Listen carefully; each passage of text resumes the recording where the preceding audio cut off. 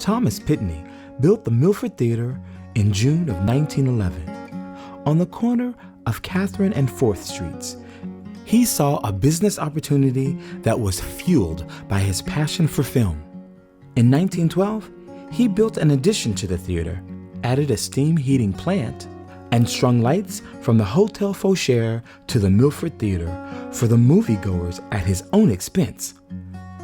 The theater held matinees and evening movies on a regular schedule, and you could always find Pitney in his reserved seat no matter how many times he'd seen the film.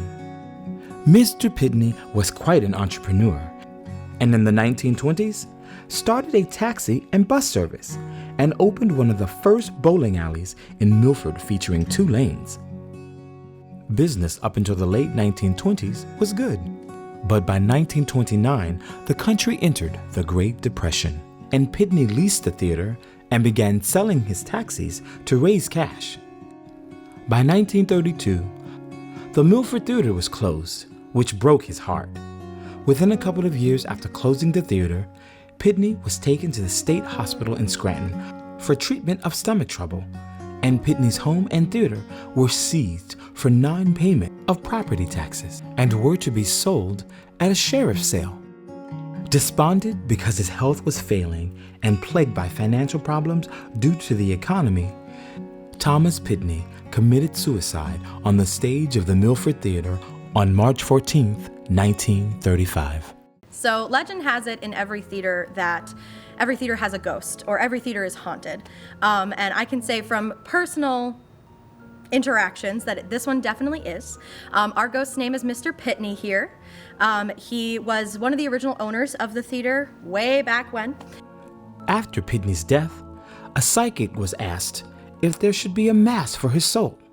She said no. His home was the Milford Theater, and he is still in contact.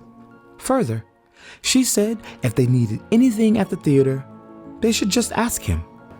I personally have never seen him, but I have felt his presence, and he did visit me on my first day working here ever. I was up in the booth showing a movie, and I heard one of the doors close, and I looked over, and there was absolutely no one to be found.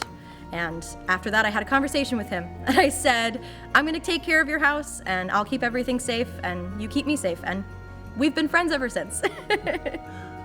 From 1941 until 2008, the Milford Theater went through a series of owners, and the theater continued to show movies, host live shows, and support the community.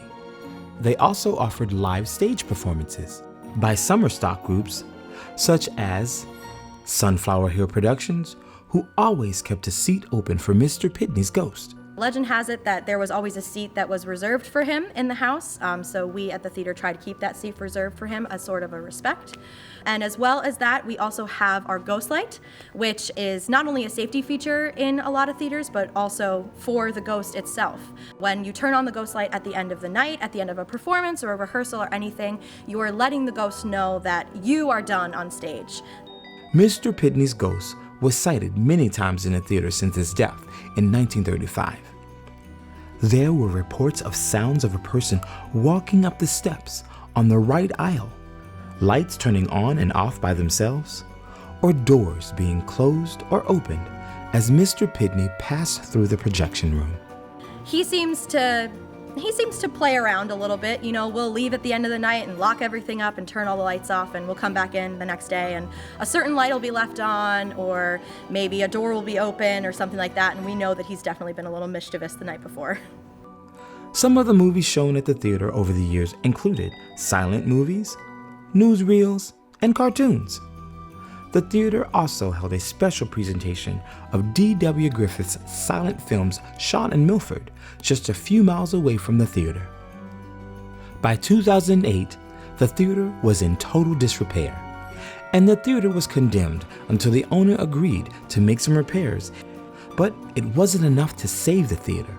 Since that time, other owners have tried to renovate and restore the theater, but the theater was never restored to its former glory. In the fall of 2020, the Milford Theater was sold to the Milford Hospitality Group. The theater was in bad shape, candidly. The seats were just beyond old and not even, you couldn't sit in them for more than 2 minutes without wanting to get up. We had antiquated equipment that barely worked. We didn't have a light grid. We didn't have a soundboard. We didn't have a projector. We had a screen that was not really functional at all. And we had a basement filled with water. And no heating, no cooling system. So it was pretty much everything you can think of that we didn't have. So the renovation really was from the ground up. The first undertaking really was the seats. It's the thing that people complained about. So I hired a seat designer from New York City called Chris Buckley, and he came in and actually designed the layout you see behind me. We went from kind of a mishmash of seating to a straight continental seating with a very nice slight curve. There isn't a bad seat in the house, and that's all due to Chris's design. One of the things that was really dreamy and was fun, because my friend Vanessa Carlton at the time, she was also home for the pandemic. I asked her to come and give me some thoughts on how to design a dressing room, what are the things you look for when you're on the road, and it was really about comfort. We designed it. Every performer who's come through here has just said that they would actually live there and rent it. So it's one of the things we're most proud of. We hired Ron Fogel and Associates. He came in and redesigned all of the lights in the entire theater and put in a light board. So now we can actually do our own lighting. He also hired somebody to come in, and we did all new audio equipment. We bought a brand new digital projector, brand new screen that flies up into the ceiling so that we can do a movie and then it goes away and then we can do a play. So everything that we did in terms of the equipment has made the theater really us be able to have the theater wear many different hats. One of the other things about the theater is that it had really old fabric on the walls that was literally falling off the walls when Bill purchased it.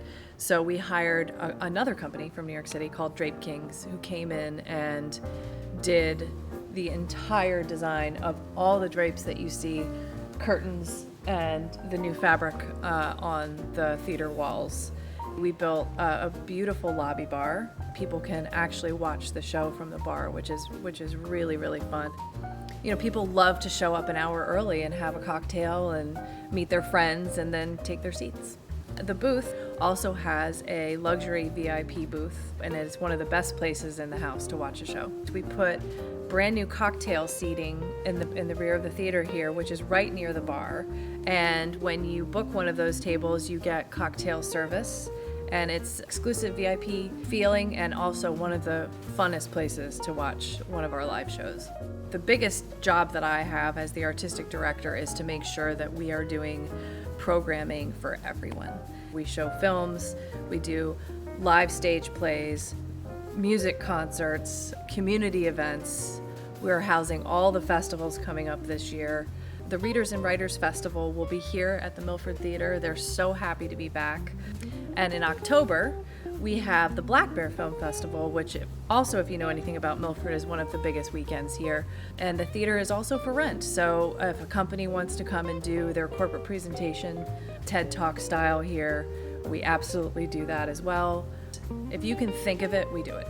The theater really is the heartbeat and the hub of our entire community here. It's fun to go grab dinner after a show or drinks before a show. So it's lovely that people can park their car and go to the theater and then go walk to one of our restaurants. So it has really, I think, changed the way that people go out in Milford, because there was never really this option before, and now we're open every weekend.